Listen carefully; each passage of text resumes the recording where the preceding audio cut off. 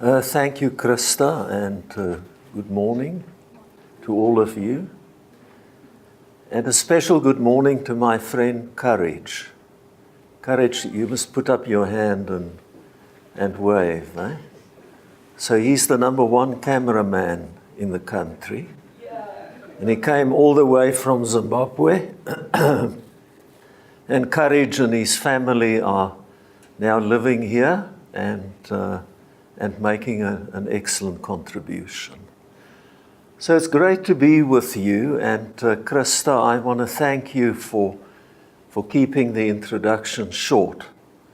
I have a little story to tell, and that's why when we spoke before you came to the podium, I said to you, Krista, please keep it short. So why am I so sensitive about lengthy introductions? Some years ago, I had to open a conference. The conference took place in the thriving metropolis of Bothaville. And there were about 500 Bonsmara farmers. And they had a very, very dedicated master of ceremonies at their conference. And I don't know how he did it, but he somehow got hold of the long version of my CV, and he was determined to read the whole thing.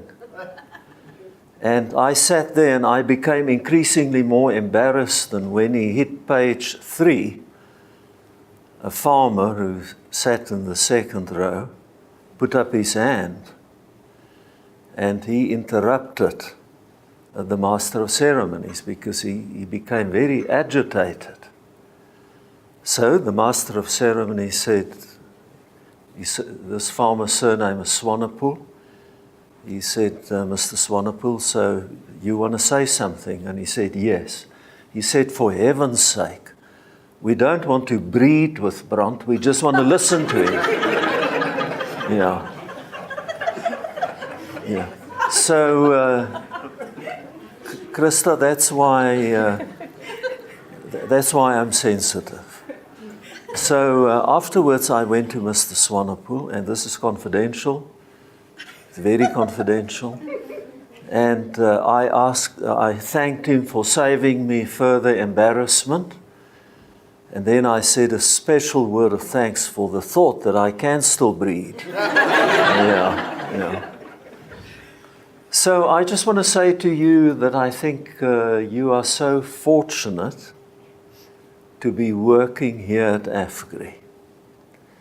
And the reason why I say you are fortunate is because of all the effort, all the money that your employer is prepared to invest in your development. And Krista, I know you play the leading role. If you just take these sessions that you've organized, and I had a look at the list of speakers and the list of topics, very few companies will do such a thing. To invite staff to come here to spend 2 hours every month. So I think AFGRI deserves a warm applause.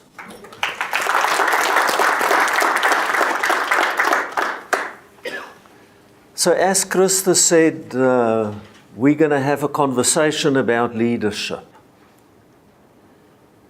And the first fact that I want to emphasize is that we are all leaders.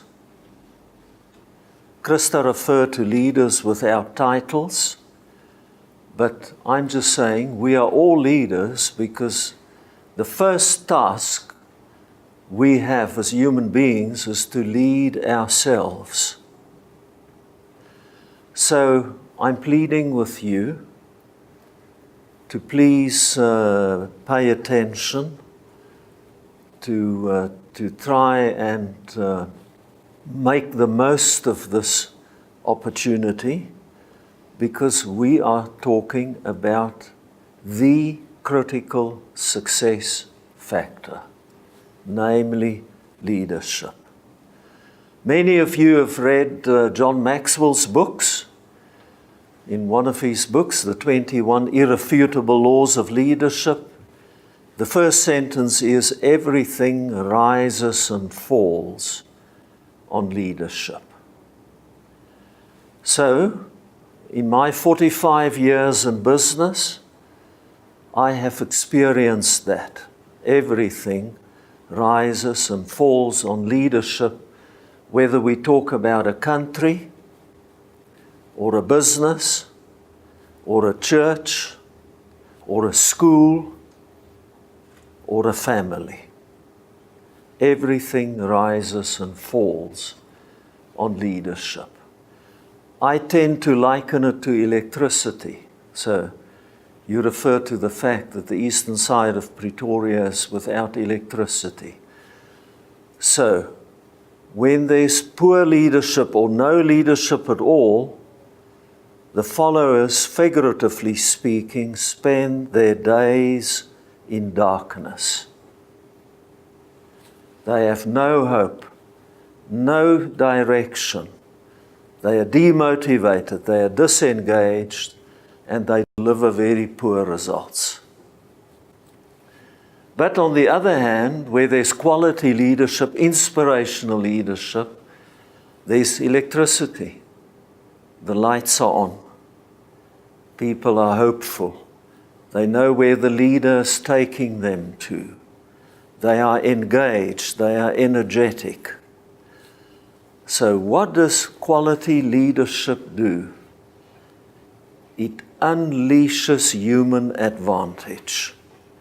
Quality leadership optimizes people's commitment and contribution. So my view is that when it comes to the world of business, the quality of leadership represents the most potent competitive advantage any business can ever have. And the quality of leadership of self is the source of every great achievement. It's the bedrock of every extraordinary life. So this morning, or tomorrow, we will celebrate Madiba's 100th birthday. The key reason why Madiba became famous and respected and revered all over the world is because of the quality of leadership of self. But let's get back to business. What is the current reality? Is the quality of leadership in the world of business outstanding, faultless, perfect? Because we gossip a lot about the quality or the lack thereof of political leadership. But what is the factual situation in the world of business?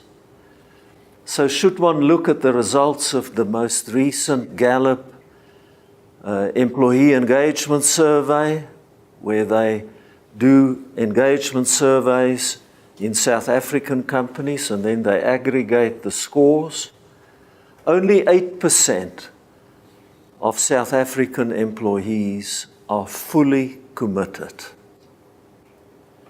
Only 8% of South African employees say, I trust my leader, I identify with the vision of the organization, I try and behave in line with the values of the organization, and I do my absolute best.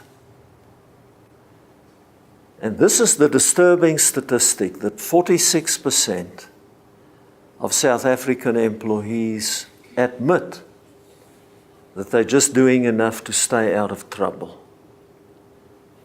They say, I don't respect my leader. I don't trust my leader.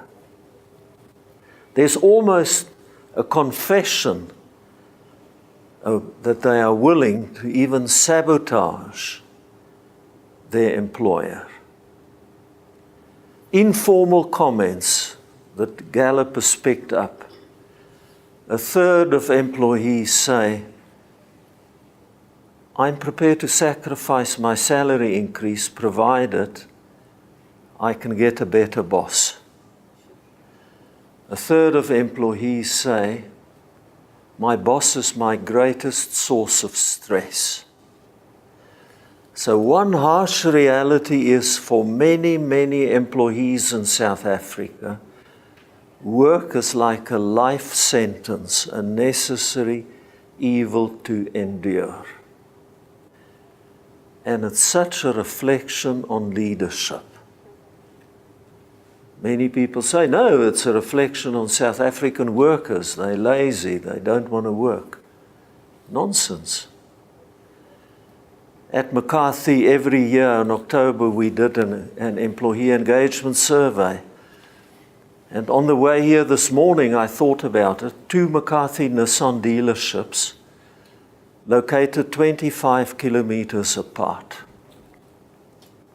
Same holding company, same franchise, same trading environment.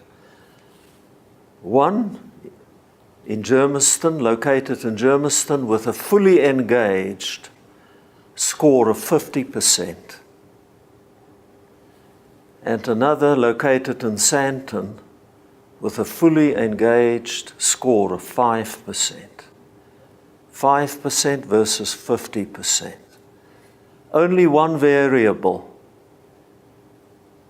Inspirational servant leader compared to an autocratic boss who did not enjoy the respect of his people. So what is the ideal outcome then of effective leadership? If you're an effective leader, what do you achieve? So I lecture from time to time at Gibbs, and recently, one evening, when I posed this question, an MBA student stood up and said, when I'm an outstanding leader, then people follow my instructions to the T. Then they do exactly what I tell them to do. And I then said, that's not leadership. That's oppression. That's the tyranny of the boss. So, how can you, if you want to do an assessment, whether you're an effective leader or not, for those of you who lead teams, what should you look at? So first thing is, if you're an effective leader, then people buy into your dream, buy into your vision, join hands with you, work with you towards the attainment of your vision. If you're an effective leader, your team members will behave in line with the AFGRI values. I had a look at on your website, all the different AFGRI values of integrity and respect and teamwork. But this is the real test. If you're an effective leader here, in your community, at home, then your people will volunteer their intelligence and their energy and their contribution and their loyalty and their commitment. And I'm not just talking about your senior people, I'm talking about all your people. So I want to say it again. That's the test of leadership. If you can get your people to volunteer their intelligence and their energy and their loyalty and their contribution and their commitment. And this is the amazing thing. When you get to that point, miracles happen because people join hands with you. You see evidence of what I call syndicated leadership. Then it's not necessary to push and pull and kick and look over people's shoulders because they volunteer their effort and their energy and their contribution. So let me put it in another way. It sounds very idealistic, but it isn't. If you're an effective, inspirational leader, then the the workplace that you will create or that you succeed in creating will be different. Work will be a place where people live their passion. Work will be a place where people unleash their God-given potential. Work will be a place where people's personal objectives align with their objectives at work. Work will be a place where humanity flourishes. So keep that at the back of your minds.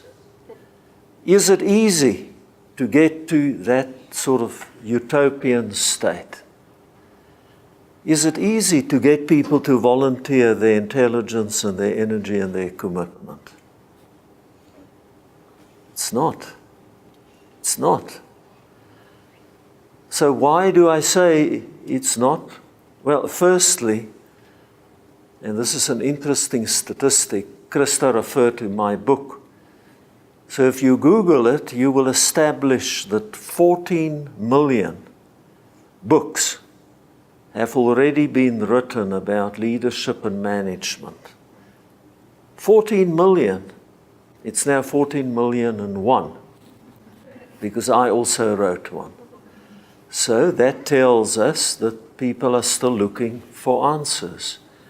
Leadership is both an art and a science.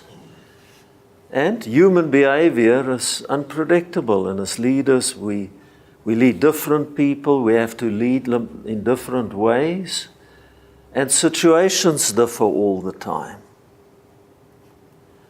So, I saw at both Toyota and McCarthy, I could see in people's eyes when I was getting through to them and when I wasn't. So it's an ongoing challenge to motivate, to inspire, to lead effectively. So am I qualified to stand here and to give you advice? I'm definitely the oldest, so I think that gives me the right to give you some advice, just my grey hair. But yes, I've been in business for 45 years, 22 years at Toyota South Africa, where everything kept going right. And I learned a little bit. The Japanese word for little is skoshi. So I learned a little bit from success. And then I wanted to learn about the retail side of the motor industry, so I moved across to the McCarthy Group. It was a listed company, a big diversified retailer with motor dealerships and car rental and auctioneering and vehicle finance and insurance. And then it had a non-motor division that sold furniture and clothing and building material on credit into the lower end of the market. So I moved across as the head of McCarthy Motor Holdings. At that time, it was in 1995, it was a blue chip company. McCarthy Motor Holdings was one of the top 10 largest motor retailers in the world. And then, because of massive bad debt problems on the non-motor side of McCarthy, at the end of the 90s, the company just imploded. And it was declared technically insolvent in 2001. And it was at that time that the chairman of the group came to me and asked me whether I would be prepared to take over as chief executive of McCarthy Retail Limited, a bankrupt company. And I prayed about it, and I spoke to my family about it, and I thought about it. And then I said yes. Why did I say yes? So many people have asked me. I said yes because I saw the faces of my people at McCarthy Motor Holdings in my mind's eye. And I knew that they would be innocent victims of McCarthy's bankruptcy. And because I cared about them very deeply, I said yes. So, it was quite a daunting challenge. We had 15,000 employees, 1,100 retail outlets. It was a listed company. The share price peaked at 21 Rand, blue chip, bottomed out at 18 cents, slap chip. And we owed 8 banks, and this was in 2001, 1.5 billion Rand. And we had no cash. And everybody wrote us off. How many times didn't I drive to the office to see the newspaper posters? McCarthy on the verge of liquidation. It was a 100-year-old group. So through the grace of God and with the help of some incredible people and thanks to some amazing McCarthy team members who just joined hands, we saved the group and recapitalized it and restructured it and turned it around. And I would say a conservative guess is that we saved about 8,000 jobs. So at that time, I started learning about myself. I started learning about my faith. I started learning about the power of the human spirit. I started learning about business, and I learned about leadership. So what I'm sharing with you this morning, I didn't read about in a book. I'm sharing with you what I experienced and what I learned, but more than that, I'm sharing with you what I believe in and what I stand for. And it's my hope that as I go through the conversation that I will equip you with something that will be of value to you either here or at home, because the principles of leadership are universally applicable. So quickly, a few lessons I learned. Lesson number 1 is if you can't lead yourself, then you're completely unable to lead other people. Then you don't even get out of the starting blocks. So, it's a science all by itself, the leadership of self. But I'm just going to touch on 4 or 5 sort of prerequisites. If you want to lead yourself properly, what attributes should you have? What capabilities? The first one is you need a high level of moral intelligence. So your moral intelligence informs your conscience. Your moral intelligence is that little voice that tells you what is right and what is wrong. And we all know the temptations are many. Every day we have to make decisions. Are we going to behave in an ethical manner or not?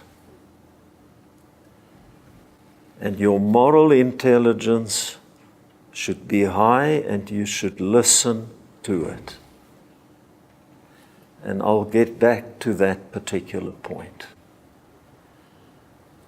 The second thing you need is you need a high level of emotional intelligence, your ability to understand and manage your own emotions, and to have the sensitivity for the emotions of other people. We all work under an enormous amount of pressure, and that puts a hell of a lot of strain on our EQ. So I had one boss, I won't name him because he may take me to court, intellectually brilliant, academically well qualified, functionally very competent, emotionally illiterate, impulsive, moody. He shouted at us, belittled us in front of other colleagues. Every morning I used to go to his secretary, standard question, what sort of a mood is the boss in today? And when she rolled her eyes, I would be gone. I did dealer visits.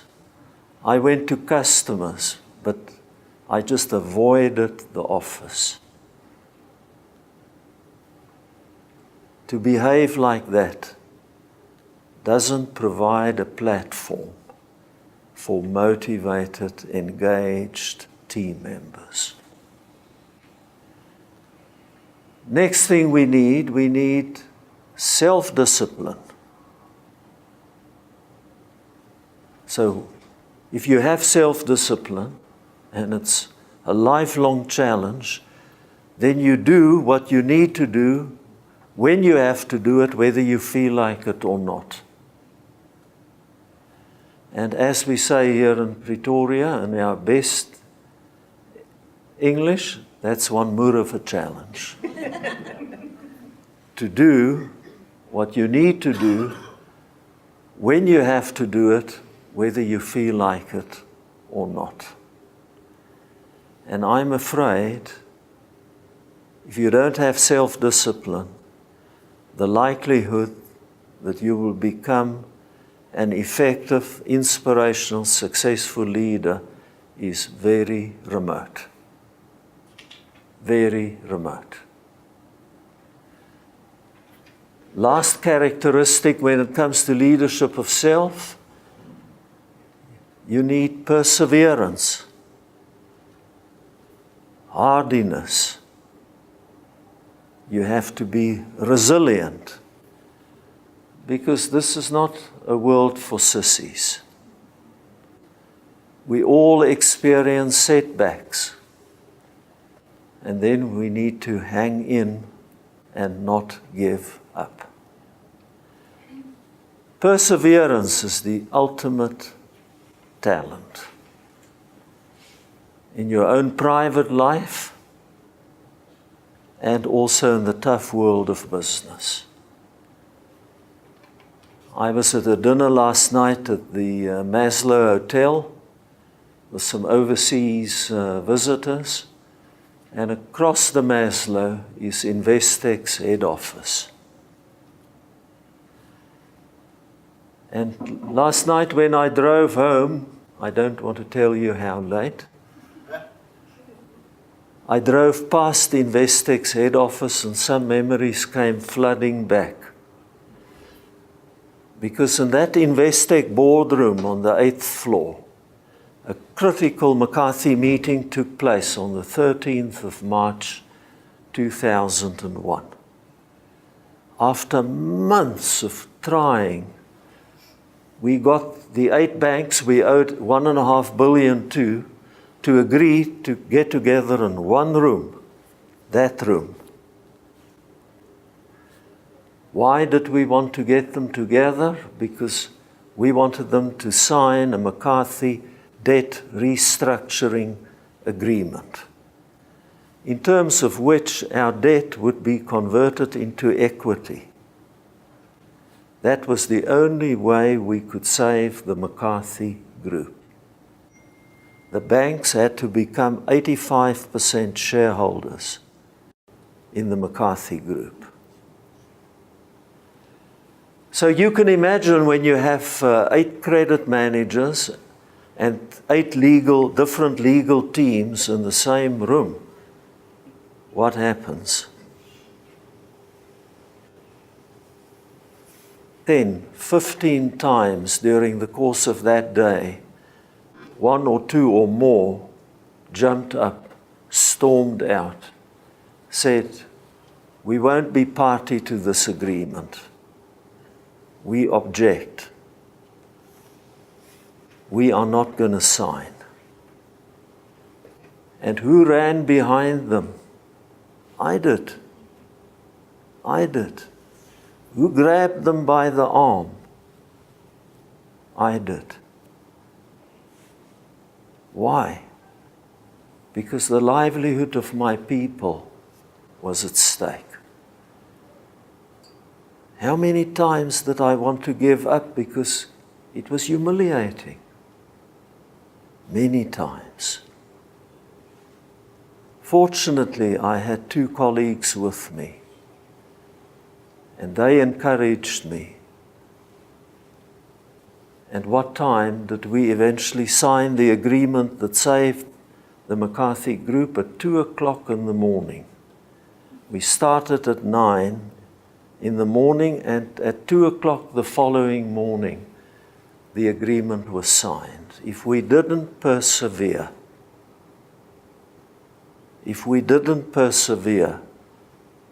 the outcome would have been disastrous. Lesson number 2, and you will be surprised by what I'm going to say. Lesson number 2 I learned is that leadership has got nothing to do with position or power or authority, but it has everything to do with influence, and influence has to be earned. And how does one earn influence? One only earns influence by setting the best example 24/7 and by delivering results. There's no shortcut. Sometimes people get appointed to leadership positions, and then they think they have the right to lead. They think they can instruct people to respect and trust them. They can't. I spent yesterday morning with one of our ministers and his team of director generals, and we had an interesting debate about this, because a minister, the president, just decides, this is now the new Minister of Finance or Home Affairs or whatever, and then he's imposed. And then he has to lead. But he only has positional power. So my advice to that particular minister yesterday morning was, you have to earn the trust and the respect. Set the right example, deliver the results. Next lesson I learned is that there's a big difference between leading people and managing people. And what is my observation? The majority of teams are overmanaged and under-led. Because to manage people is much easier. Because how does one go about managing people? You plan their activities, you organize them, you coordinate them, and then what we enjoy doing, you control them. But well-managed people aren't necessarily motivated or inspired. They're very regimented in terms of their behavior, but they don't create magic. They're like little soldiers, they comply. So what is leadership all about? Leadership is about having the courage to go first. Leadership is about giving people direction. Leadership is about motivating and inspiring and coaching people, empowering them, trusting them. Leadership is about faith and passion and people and purpose. So I want to ask those of you who are leaders, how much time do you invest in leading people, and how much time do you invest in managing people? And both are very important. I'm not belittling the management task, but leadership is of vital importance when it comes to motivation and inspiration, and management when it comes to effective execution. But I'm appealing to you who are in leadership positions to make time to lead. Because once again, there's an avalanche of operational pressure, and then you end up firefighting and managing only, and you never get to the motivational side of leadership. So let me paint a picture so that you have clarity. So leaders focus on the future and managers on today. Leadership is attitude-based and management is skills-based. Leaders focus on people and managers on processes and activities and things. Leaders inspire and trust, and managers micromanage and control. Think about what you do. Leaders innovate and change, and managers maintain. And I say again, if you want to optimize your leadership efficiency, you have to both lead and manage, because if you lead well and then manage well, you inspire and execute.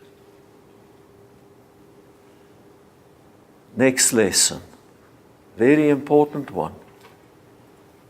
You can't lead on autopilot or by emulating another leader. You have to develop your own authentic leadership approach. So what are the options? Option one is very popular. You're just an autocratic, transactional boss. You put the fear of God into people. You intimidate them if necessary. If they don't do their jobs, and I know it's a little difficult these days, you dispense of them, you fire them. Very popular option. I talk, and I referred to it earlier, the tyranny of the boss. Does it work? No. Totally ineffective. You only get reluctant compliance. Such an approach to leadership is the mortal enemy to energy and to motivation. I can remember when I was promoted for the first time. You weren't born yet. It was on the 1st of March 1974, when I was appointed as the head of market research at Toyota South Africa. It was like Kevin Anderson winning Wimbledon. Couldn't wait to get home to tell Tilly. I was going to get an office, not with solid walls, frosted glass, desk, 2 visitors' chairs, 2 phones, and a secretary. And 'n moer of an increase, 20 rand a month. I said to Tilly, we are going to be rich. So, but what is the essence of this story? As Christa alluded to, I grew up in the Free State platteland. My late father was a teacher, so my knowledge of business was very limited. And 1974 was my second year in business. So when I became a manager, I emulated my boss. And he was a boss. He was tough. He was ruthless. He was strict. And he was so important. So I tried it for a while and it didn't work. Unfortunately, it was my late mother's birthday. Her birthday was on the 22nd of March. And we went to Bloemfontein, and on the Sunday afternoon on the way back to Johannesburg, I said to Tilly, I've been emulating the wrong leader. And Tilly said, yes. I said, as in from tomorrow, I'm going to emulate my mother. And she was a bit baffled. Because my late father was a teacher and my mother 10 years younger. And she sat in his class, and a couple of months after she matriculated, they got married. And my mother, she still wanted to go to university. She didn't. She never had a job. But why has my mother been my role model all my life? She raised 4 boys without ever raising her voice. She set an incredible example. She was the most principled person I know. She gave us unconditional love. She set very high standards, and we did our absolute best because we didn't want to disappoint her. And this is the essence of what I want to convey to you. My father was the undisputed head of the household. My mother was the heart, and she had infinitely more influence.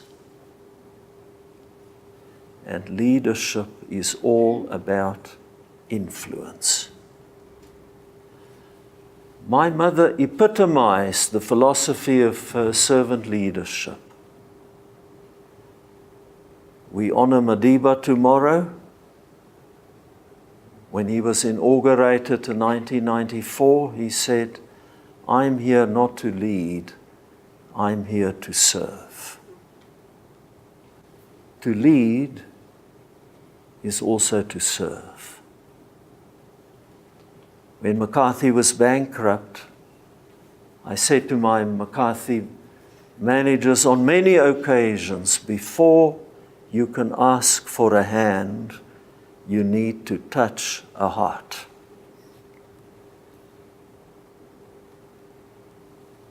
How do you earn the commitment of your people? How do you take your relationship with your people to a new level?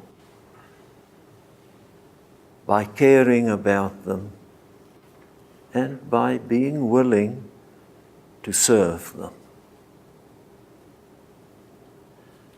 But I must warn you, you can't fake it. It has to come from your heart. Because otherwise your people will see straight through you. And they will say, well, the boss, he went to Brand Pretoruis' lecture, and this is now a new fad. He's now very caring. has to come from your heart. And if you care about your people, you take your relationship with them to a different level. And yeah, I put it crudely. They become honest, loyal, dedicated, hardworking, because you engage not only at the rational level, but also at the emotional level. Makes an enormous difference. Then some cynics say, yeah, but people will take advantage of me. They will say, oh, look at him. My boss has got a kind heart. I'm just going to, just do enough to stay out of trouble because you won't have the guts to apply discipline. So what was my experience when McCarthy was bankrupt? We had to mobilize the intelligence and the energy and the contribution of 15,000 people. So what did we say throughout that time? Remain hard-headed when it comes to results. But I said to my executive team, we must have a gentle heart when it comes to people. Hard-headed when it comes to results, gentle heart when it comes to people. So, you can be bold as a business leader without being a bully. You can be firm but fair. You can be humble without being timid.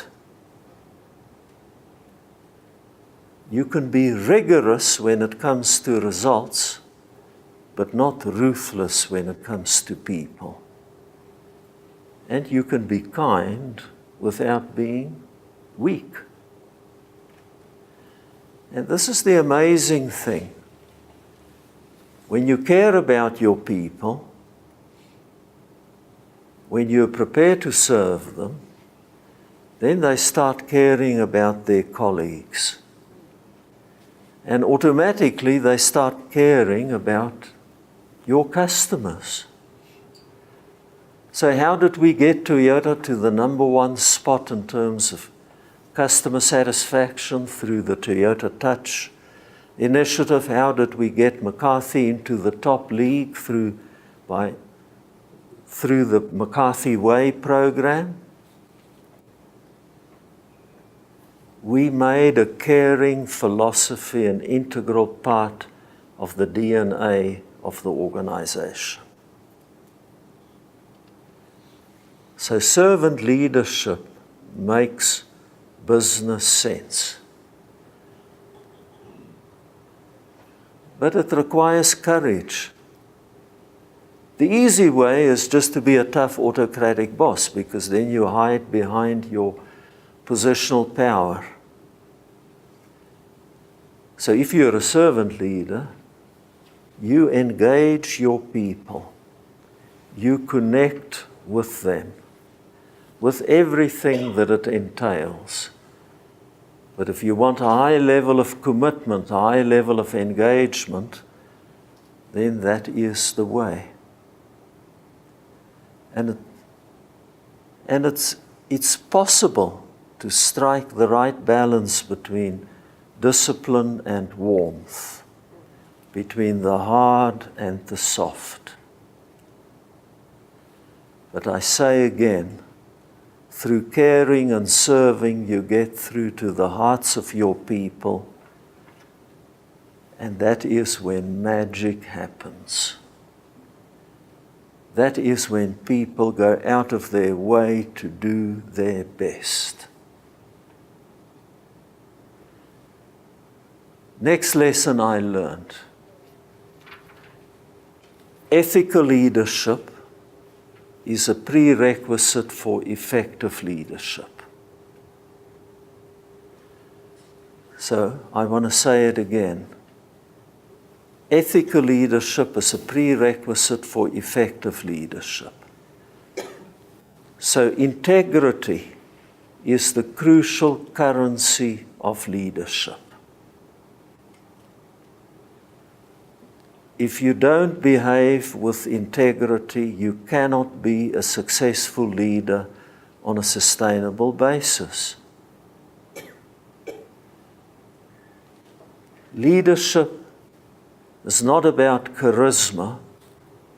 Leadership is about character. Leadership is not about personality. Leadership is about principles. Leadership is not a way of behaving. Leadership is a way of being.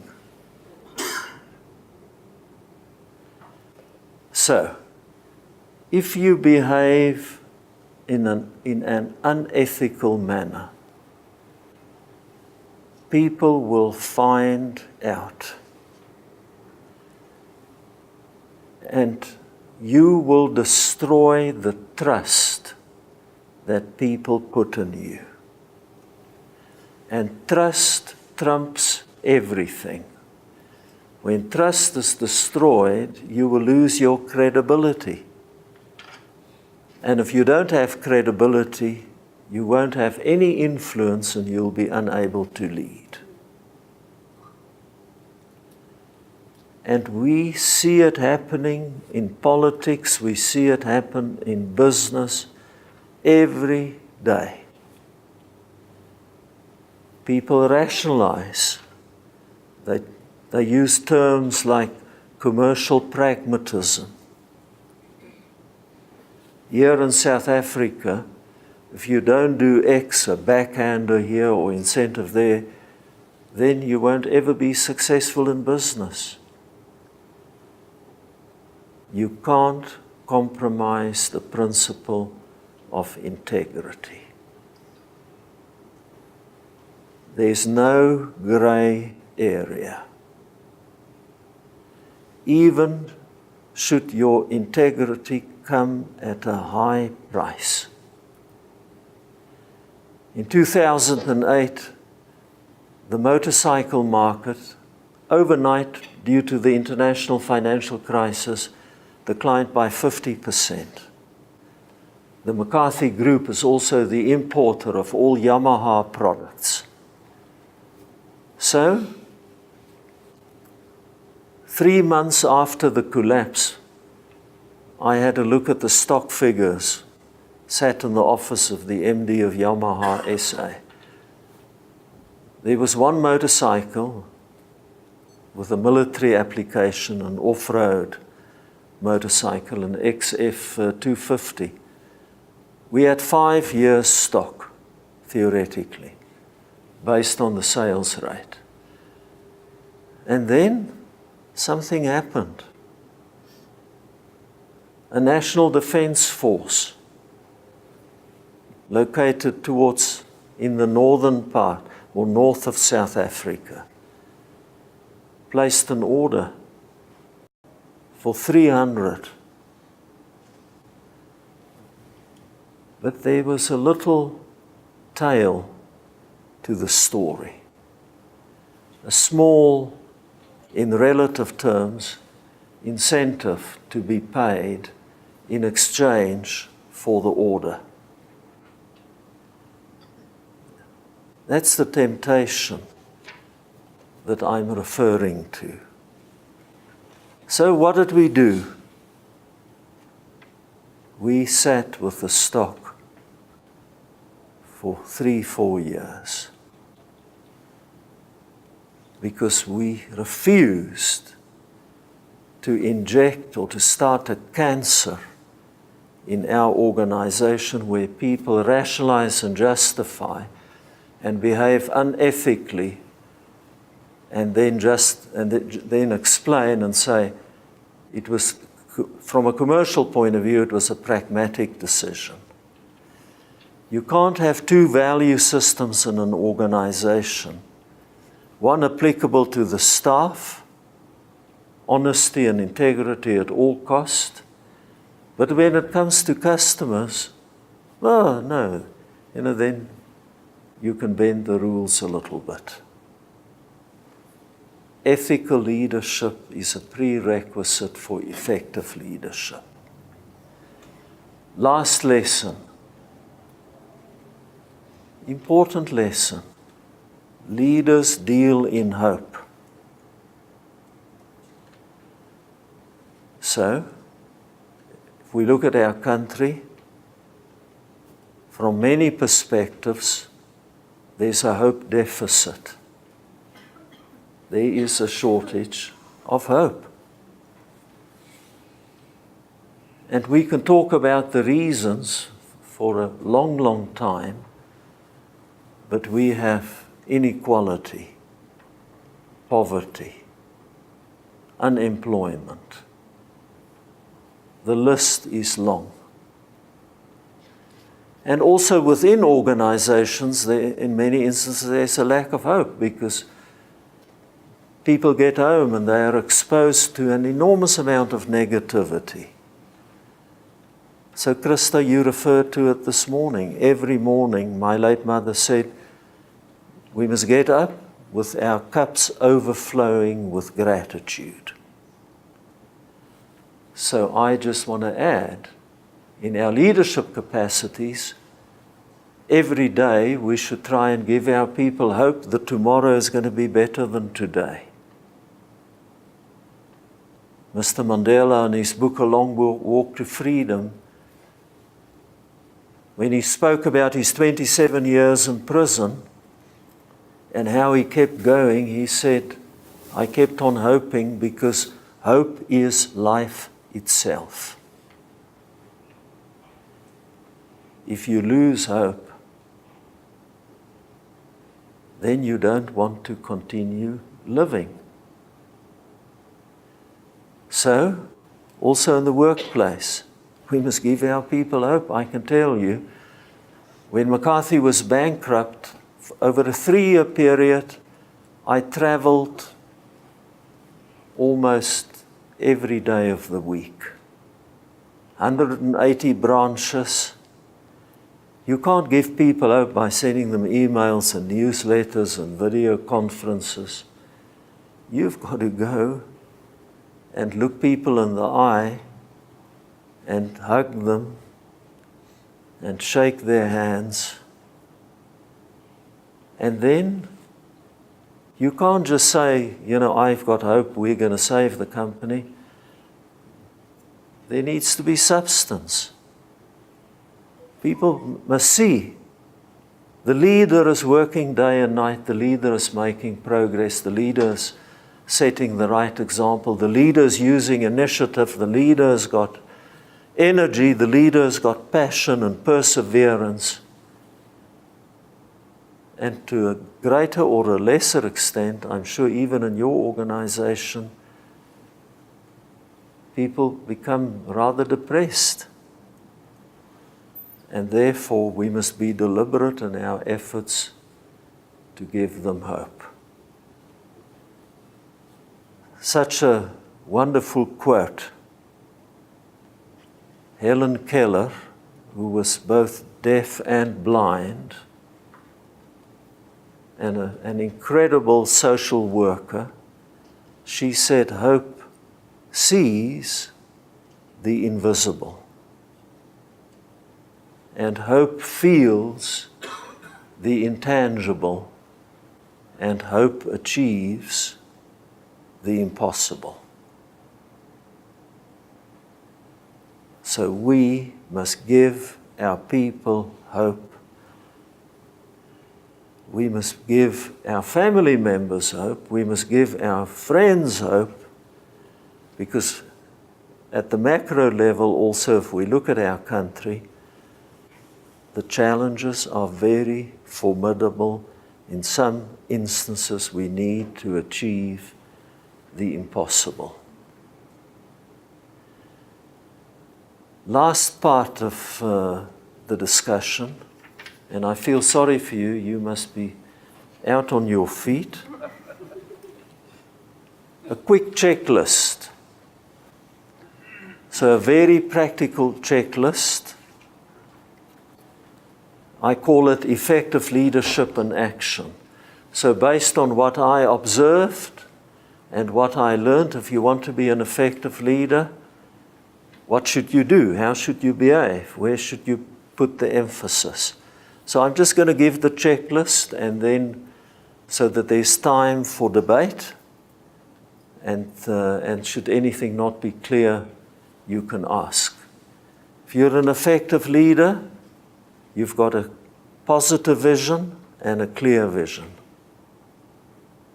So people know exactly this is where the leader is taking us. That was the one advantage of the McCarthy crisis, because the vision was clear: save McCarthy. That was it. Nike, when it was still a minor player in their segment of the market, and Adidas dominant, vision statement was crush Adidas. Sounds nice, eh? Crush Adidas. Apple, Steve Jobs, what did he tell his people? We are going to make a dent in the universe. On Sunday, we were all together as a family, and I'm busy reading Steve Jobs' biography. So I said to my sons and my daughters-in-law and my grandchildren, that's what Jobs said. Then we started counting how many Apple devices we had around the dining room table. 21. So he's making a dent in our pockets, never mind in our universe. Positive and clear vision. Effective leaders, point number 2, embrace change. They don't have a lager mentality. Change is the price of survival. If you don't change, you'll become irrelevant. We live in an era where change is everywhere. It's almost impossible to predict the future. Things have never changed more frequently, more significantly than what the case is today. So the Americans have a nice saying: if you don't make dust, you eat dust. So be at the forefront of change. Third action item, very important one. Lead with passion and enthusiasm and in an energetic manner. It's contagious. If you don't have passion, if you don't have enthusiasm, your people also won't have it. Leaders are dispensers of enthusiasm. Next action item, I've already touched on it: lead with integrity.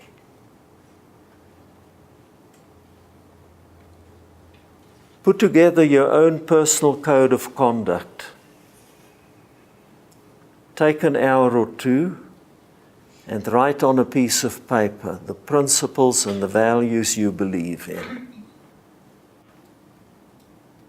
I did it more than 30 years ago. It still lies on my desk. It doesn't look all that good, the piece of paper, anymore, but it's still the most valuable document, because whenever I have to make a tough decision, then I take out that piece of paper and I look at the principles and values I committed to, and then I anchor my behavior and I base my decisions on those principles of consistency, integrity, fairness, values like openness and sincerity, the acceptance of responsibility, excellence in everything I do. If If you want to be an effective leader, lead with humility. Ego is very often the biggest obstacle to effective leadership. I'm looking at the men in particular. Because if it's all about me incorporated, then I create distance between me and my people, and it becomes difficult to lead. So the late Muhammad Ali said, never look down on people who look up to you unless you're helping them up. Next action item, effective leaders instill in their people a common purpose. A purpose that underpins the vision. So people work together towards the attainment of the same objectives. They fly in formation, they optimize synergies. There's no wasted effort. Next action item, effective leaders instill in their people the right values. And they, through their behavior, exemplify those values. And we don't have time to talk about that, but if you get values, the right values into the DNA of an organization, you can throw away all the rules, the regulations, the policies, because values can govern in a very effective manner. Effective leaders create a performance culture. And obviously, should there be a unifying vision, common objectives, right values, then you have the platform for a performance culture. A culture that will be conducive to people doing their best. For the sake of the men, I'm sure some of you watch Formula 1, Grand Prix racing. If you take the pit stop of a Formula 1 car, come in, refuel, 4 new wheels and tires. The world record is being held by the Williams team. 23 people in the pit crew. So the pit crew comprises 23 people, 77 different activities, high performance culture. So how long does it take them to refuel, change 4 tires?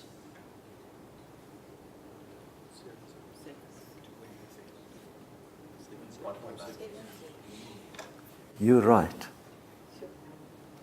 1.89 seconds is the world record. Used to take minutes. An example of a high performance culture. Effective leaders invest a disproportionate amount of time in the development of their human capital. In fact, they are obsessed with the desire to unleash human potential.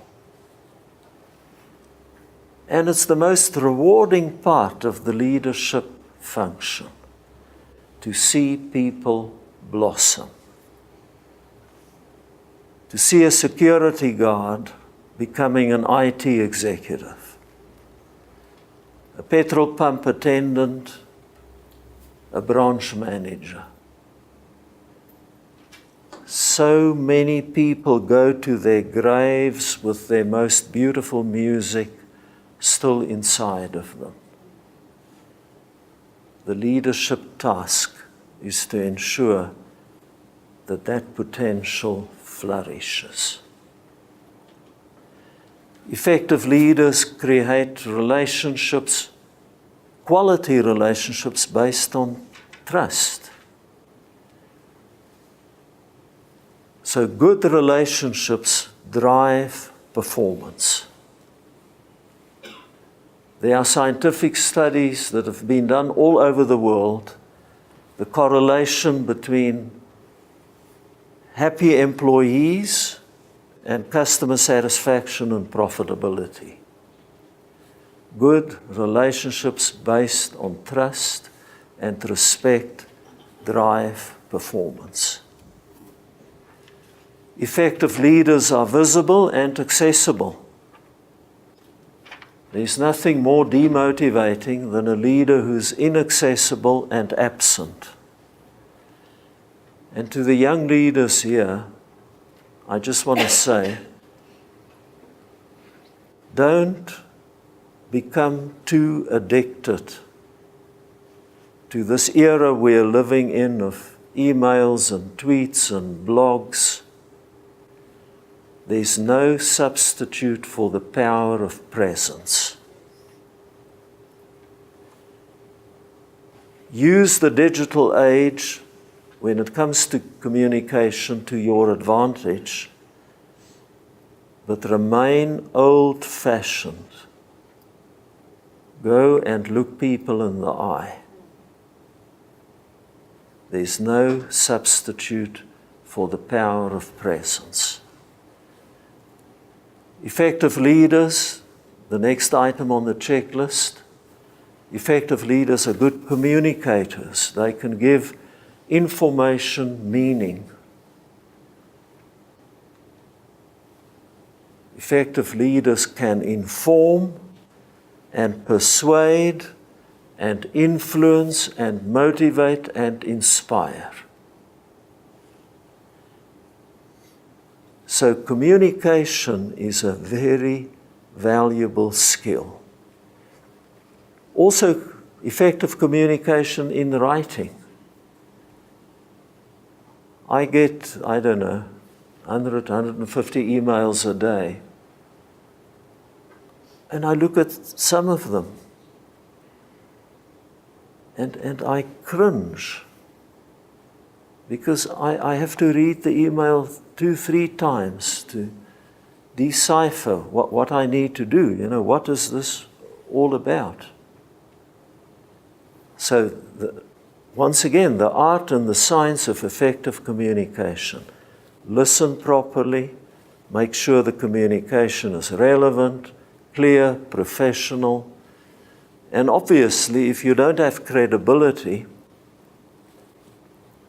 then your communication will be totally ineffective. So good credibility precedes good communication. Next item on the checklist, if your people do well, reward them. Have an abundance mentality, to use Stephen Covey's phrase. Not a scarcity mentality. Don't steal the credit. Celebrate, share. Praise loudly and in public, and criticize softly and in private. Next item, effective leaders deliver results. So, at my meeting with the minister yesterday, his department shared their plans. And I had to say, when we wrapped up the discussion, plans are nothing. Implementation is everything. Effort counts for nothing. Results count for everything. So, effective leaders have mastered the skill of execution. They get the job done. I was reminded on Sunday at the church of a colleague who used to work with me. Unfortunately, his tenure only lasted about 9 months.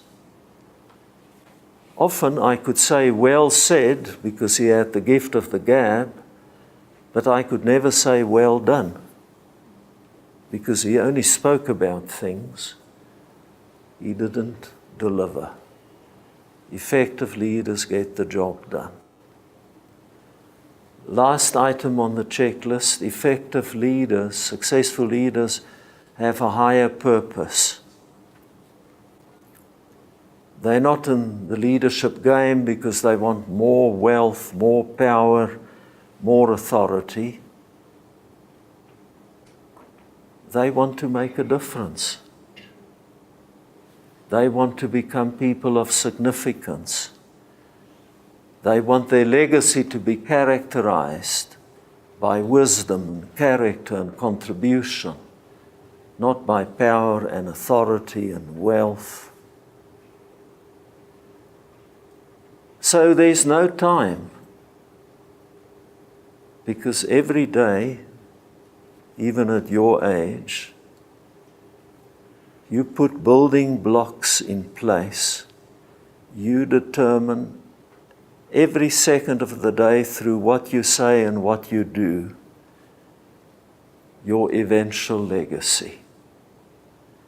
So how would you like to be remembered? And I'm sure all of you have the desire, one day when you're gone, people should say, Christa's life was a rich blessing. So, I want to wrap up. Something to remember. I started off by using the analogy that leadership is like electricity. So some years ago, I visited the top motor dealer in Australia, a guy called John Hughes. And we visited his branches, and everywhere I saw evidence of very enthusiastic, fully engaged people. I saw bright eyes, broad smiles, energy, lively interaction, jokes. I observed some of the discussions, constructive. So that evening over dinner, I said to John, yes, like John. He didn't know what yes, like means. I said, yes, like John. How do you do it? How do you get your people to be so engaged, so enthusiastic? And this is what John told me, and this is what I would like you to remember. Because it's so simple, yet so powerful. He said, I am the light switch every morning. When I walk into my business, I look my people in the eye. I trust them. I involve them. I respect them. I engage them. I coach them. I work with them. I care about them. He said, Brandt, to be frank, I just love my people. So, it's an oversimplified version of the truth. I just love my people. So, as a leader, if you're under enormous pressure, if you work day and night, if your work-life balance is completely out of kilter, then in all probability, your people aren't fully engaged. So if you want to change your world, surround yourself with the best people you can find, and then care about them and be prepared to serve them. Be the light switch every morning. Lead your people, don't mislead them. Suppress your ego, build your character. Care about them, be prepared to serve them. You will be the light switch if you prize truth and respect and results and service above power and position and self-importance and self-enrichment. You will be a light switch should you stand for the truth, for the affirmation of the good.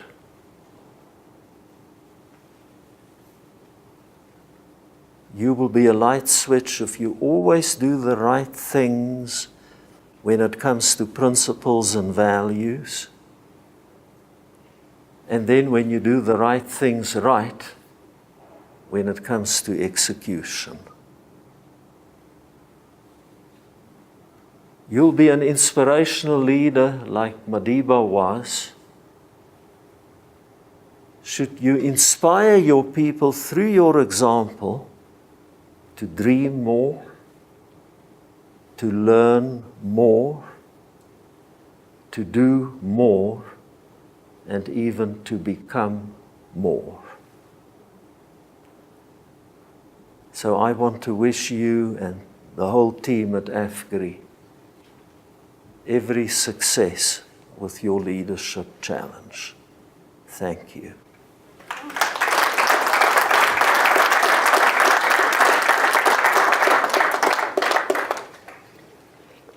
Wow. Brandt, I think you've given us, today you really raised the bar in terms of leadership. Just on what you've shared with us, if we can over and over listen to this and integrate this in our lives, we can really become a difference in this world. So thank you so much. This has been amazing. I really appreciate it, and may you experience in everything in your life that God's hand is upon your life. I see a man that is not retired, but that has refired. And there's so much in you that I believe you're going to be a voice that equip a lot of leaders in the time to come. So thank you very much for just what you invested in our lives today. Oh, we no, really thank you, appreciate it. Krista. Thank you, Brandt. Thank you. Appreciate it. Thank you. Is there any questions for Brandt? Anything that you want to discuss, want to ask him? Please feel free to do so. The complicated questions I'll refer to Krista. The simple ones I'll ask. So normally at this time, somebody gets up and say, can you arrange a discount on a new Toyota? And then I say yes.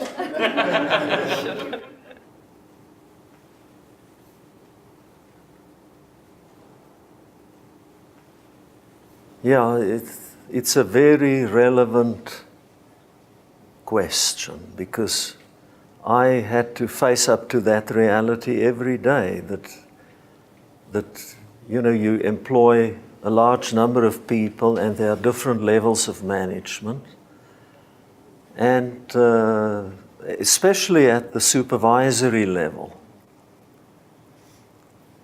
And forgive me for generalizing, but many people in particular in a manufacturing environment, or say in a dealership, in a service center, in a workshop environment, they use their authority and they apply the discipline. So there's only one way, and it takes a long time, is that if through your example you can change people's behavior.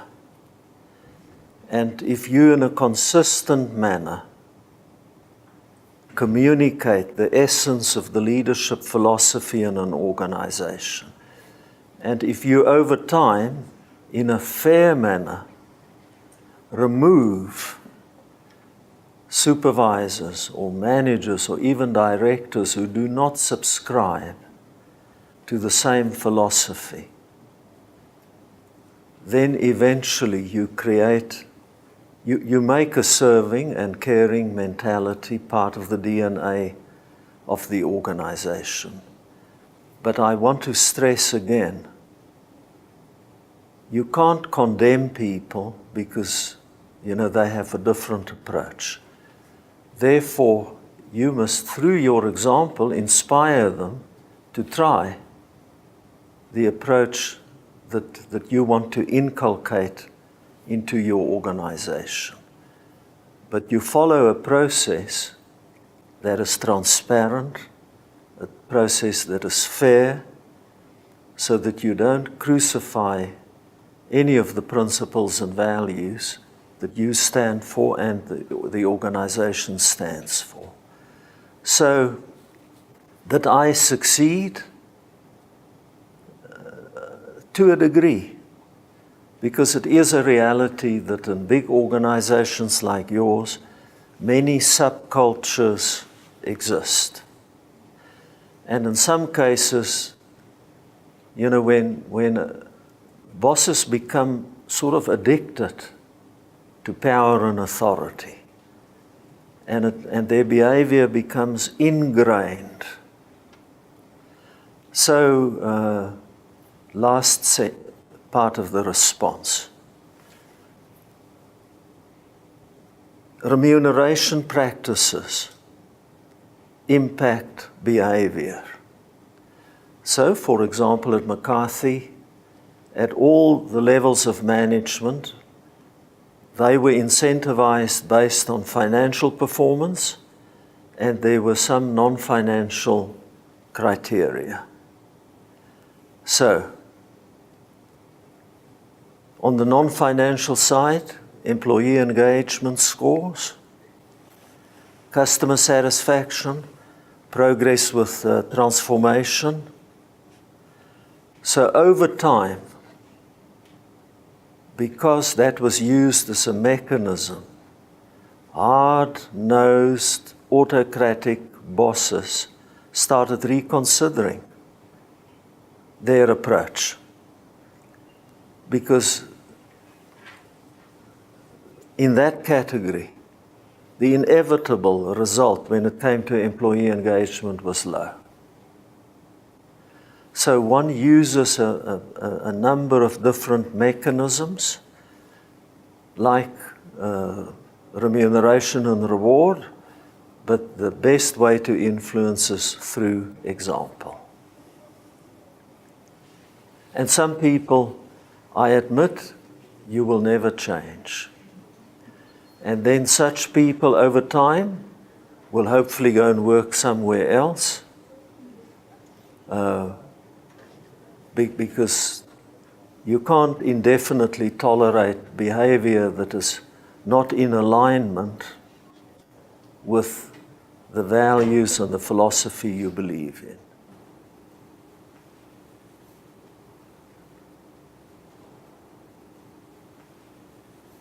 My view is as follows, that, and I said it just now, some leaders will not change. So if I think about the bosses I reported to, was I deliberate in my efforts to influence?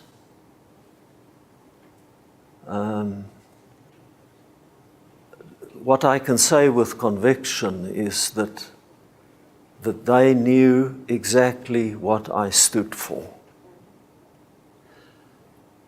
So in a very respectful and in a very considerate manner, I, without fail, initiated discussions about my principles and values in order to prevent friction, misunderstandings. And then it was up to me, you know, to deal with a lack of alignment at times. So it's a very difficult thing when there is a lack of alignment between your approach and principles and values and the approach and the principles and values of the person you report to. So I always try to sort of discover or uncover common ground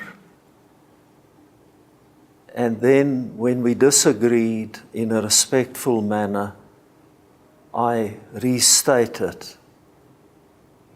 the platform that I use in terms of my personal principles and values. But I observed over the years that in many cases, executives who had to work under such circumstances battled. Their self-respect was affected. They started suffering from acute stress.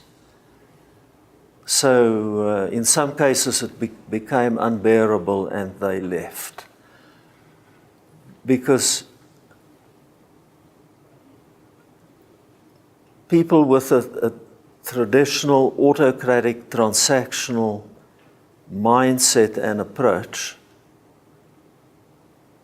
the more you try and influence, the tendency is the more they will grind you and to prove their point, and they will use their authority. The price that some executives pay is, when they tolerate it, is far too high. So should one be in such a position, do an assessment, whether it's bearable or not, whether you can influence or not, whether it undermines your self-respect or not. And then should the answer be, this is going way beyond what I can tolerate, find another job. Thank you very much, Brandt. We really appreciate your time. The ability to speak for about almost 2 hours without a note says it all. So I believe Brandt deserves a standing applause from us as a team today. Thank you so much, Brandt.